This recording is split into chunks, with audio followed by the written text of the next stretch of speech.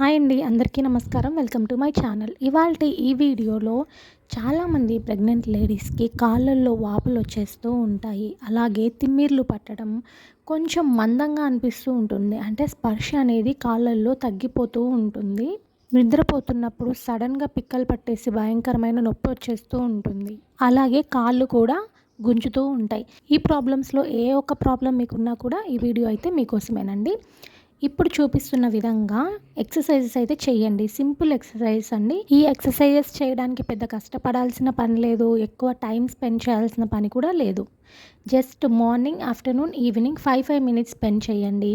చైర్లో కూర్చుంటాం కదా, సోఫాలో కానీ చైర్లో కానీ కూర్చున్నప్పుడు, లేదంటే పడుకున్నప్పుడైనా పర్లేదు, ఇలాంటి ఎక్సర్సైజ్ అనేది చేస్తూ ఉండొచ్చు. వాకింగ్ మాత్రం ఖచ్చితంగా 30 to 50 మినిట్స్ వాకింగ్ అయితే పర్ డే ఖచ్చితంగా ఉండాలి. అప్పుడే మనకి బ్లడ్ సర్క్యులేషన్ అనేది బాగా అవుతుంది. బ్లడ్ సర్క్యులేషన్ బాగా అవ్వడం వల్ల కాళ్ళ నొప్పులు అనేది తగ్గుతాయి.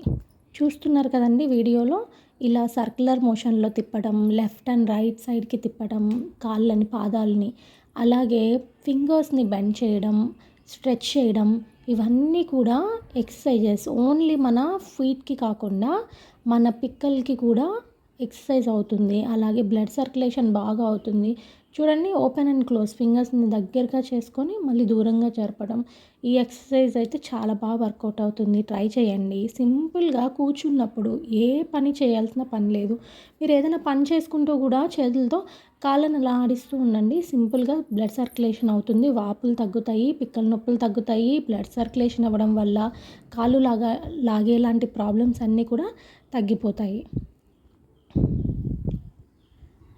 చూడండి, ఇక్కడ చూపిస్తున్న విధంగా ట్రై చేసి చూడండి. 3 times a day ట్రై చేయండి. 5 మినిట్స్ అయితే ట్రై చేయండి.